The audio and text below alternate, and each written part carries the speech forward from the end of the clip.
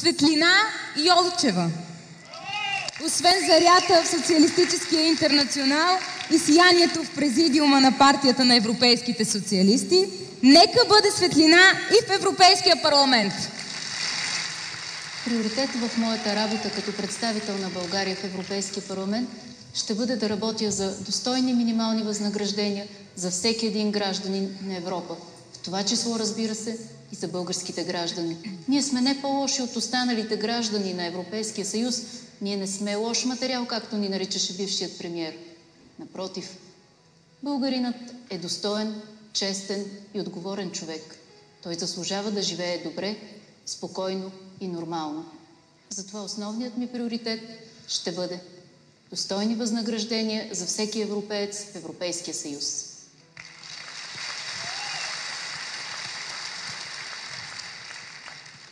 Време е българският гражданин да живее равноправно в Европейския съюз.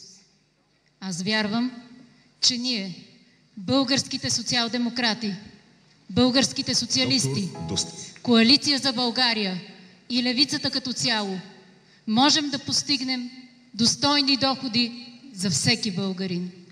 Аз вярвам в справедлива България. Победа и само победа!